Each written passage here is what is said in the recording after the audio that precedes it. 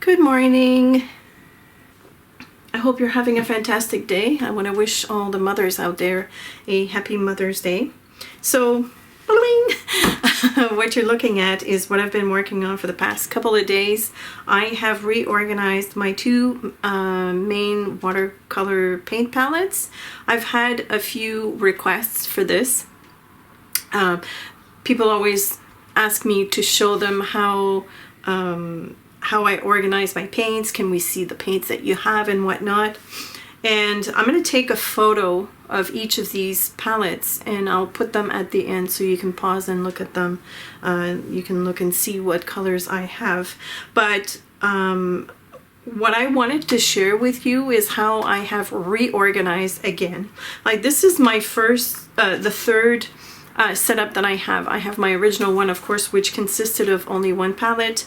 Then I bought an additional one and I have reorganized my colors a second time. And I have a video on how I did this setup here and the swatching of my colors, and I will link that up there. You can just click on the eye within the circle and it'll take you there. So I'm not going to go through that again because it was explained very well. But essentially what I did and what I've realized first and foremost, I'm going to put that to the side, is that my palettes were no longer working for me.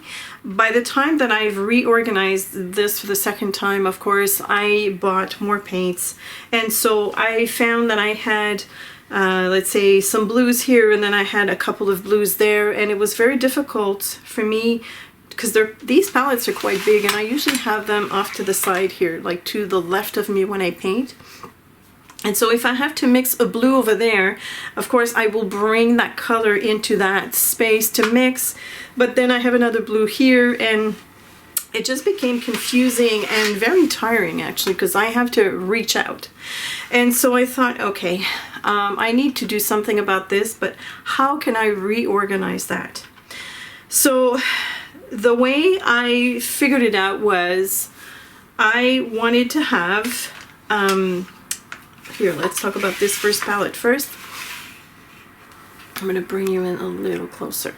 So what I did is I divided each color family, kind of as closest as I could, by sections, and each sections correspond to a section here on these mixing wells. So for instance, I have all my yellows and oranges and kind of like, you know, warm reds in this section. And so when I work with these colors, I'll be mixing in this palette, and that way if they mix and mingle, it's not so bad. At least I don't have a blue in there, for instance. Same thing for this section here. These are all my pinks and violets and a little bit of red and peaches and whatnot.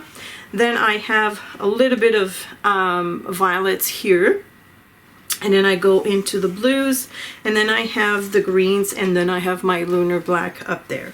So I think this is going to be a much more efficient way for me to work, and I've kind of done the same thing here for my second palette.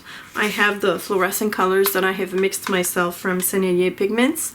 I also have some of the genuine colors or Primatech colors by Daniel Smith, as well as some duochromes. I have a couple that are in here, but that's because I use them quite often. The rest I don't use that often. And then I have my metallics and the neutrals finally here. So the neutrals, my palettes, like I said, are sitting like this on my desk. And so of course the neutrals I reach for the most, as opposed to the neons. So I've put them closer to where my workspace is. So this was all the things that I was thinking about while I was reorganizing. The one thing that I've added to these reference cards are these little dots here. Some of them are black, some of them are white, but they all mean the same thing. I added black on lighter colors, and then of course I wouldn't add black to this color because I wouldn't have seen it, but any colors that have a dot means that the color is composed of one single pigment. And for me, that's good information for when I want to mix my colors together, because mixing a color that has a single pigment is a lot easier than, let's say, a color that's composed of 3 or 4 pigments. So that's what I added. I did the same thing here, of course, on the second palette. And the one tool that I'm the most proud of, so that covers my palettes per se, my physical palettes. And the one tool that I'm the most proud of is this. So, because I make videos for you and I need to list the colors and I need to have information on my paints at the ready, I made myself kind of like a little swatch card reference tool. And this not only gives me information about the colors, how it behaves, but also it allows me to create color combinations with ease. So let me explain. And I have a video on how I put this little thing together, like how I pierce the hole and whatnot. You're going to see the tool that I used. So, for instance, let's take a color that has more of a punch. Like this bright yellow here. This is a Sennelier color, a primary yellow. So what I did to create each of these squares is, first of all, I cut them into, same size, and then I added a black line with a India ink pen. I used my Pentel brush pen for this, and that's to test out the opacity or transparency of a color. I added the color, the first time around that I added the color, I wet the whole area with clean water, and then I went in with the paint and I made kind of like a gradient as much as possible. Some colors, are, I was more successful than others, but at least I wanted to see what it would look like from dark to light. And so I let all of these dry, and then I went back in at the bottom here. I added another line of color, and that is, so this was wet on wet. This here is wet on dry. So this is probably at its highest pigmentation slash opacity. So that gives me already quite a lot of information about each of the colors. And then what I did on the back is I've listed, and I'm gonna try and pick one up that, because I didn't really care how it looked in the back, so my handwriting is whatever.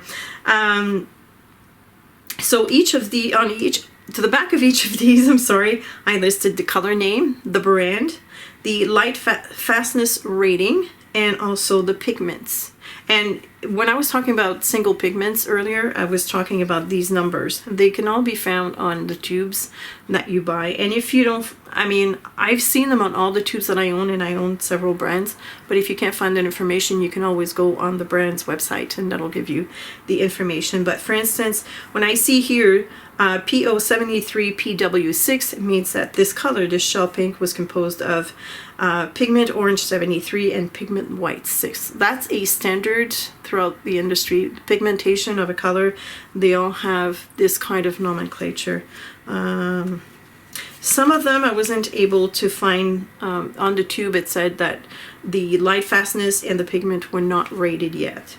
The light fastness information is important to me as well, because if I'm going to be painting something that I want to sell or a gift to someone, and I don't want the colors to fade, I'm not going to grab a color that has not been tested for light fastness or that has a poor rating. Anywhere between excellent and good, I would say, is reliable. I understand that this takes a long time and not everybody has time to devote to this.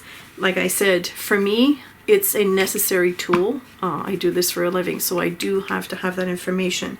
But I know a lot of you out there like to be organized and like to have such a tool, so I wanted to show it to you.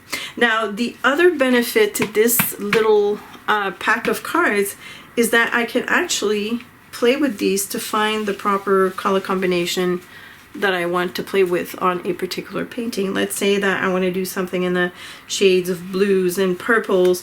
Well, then I can just like look at my cards and, single them out and say, okay, I like this blue. What green would look well with this, and yada yada yada. So I can pull them out and I can look at them next to each other, whereas if I were to look at my pen, I do have the color representation of it, but they're not side by side. Of course, you can swatch on a piece of paper, but I like to play with this. I think the the most wonderful benefit of this is that you can actually pull out a card next to a color of something you have on your desk. For instance, I'm going to take something very, very useful, but not fun at all. These are a pack of baby wipes. Let's say I like that green.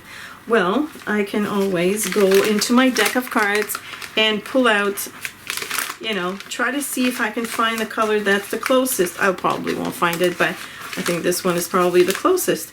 But I can play with these cards and put them next to an object and figure out the match, which is the reason why I did not leave a white border on my cards. I carried the color right up to the edges because it's so much easier to do this than having a white border separating the color. Much like here, let me show you what I've been eating lately. I have these gummies. And let's say I love this color and I want to use it on a painting, but I'm not quite sure what the color would be. So here, let's play with my cards and figure out what color that would be. I do believe this one would be the closest. Look at that. How cool is that, right? So in my opinion, yes, it takes a long time, but you only have to do this once.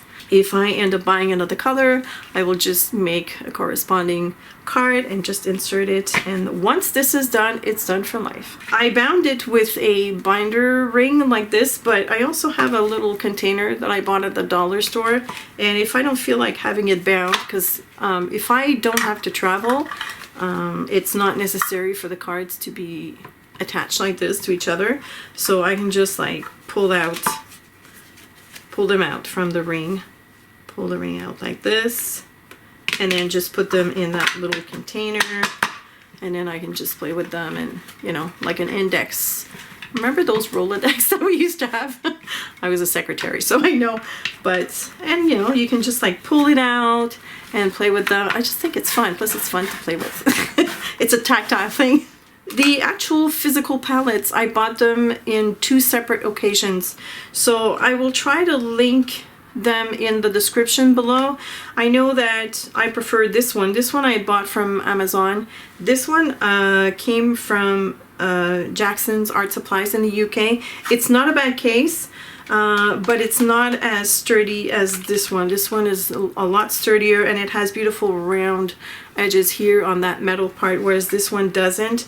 And I had to put washi tape all along this space here so that I wouldn't cut myself. Also, the tray doesn't rest flat like this one does. So I would recommend this one, but I think this one was a little cheaper. I mean, they're fine. It's, you know, I just put a paper towel underneath so it doesn't go click click on my desk, and problem solved. But both of them are, they close completely without a problem. You can travel with them with ease, and that's that. So I hope that you've enjoyed this organizational video. I know that some of you will be happy about it. And if you have any questions or comments, please feel free to leave them below. Also, if you have any additional tips to share with me, please do so. Just make sure they're not tips that will get me reorganizing this again. Because I'm not going through this again. Not for another year, at least. So give me some time. All right. Thank you, my awesome patrons, for supporting my art over at Patreon. Thank you all for watching, and I will see you tomorrow. Bye.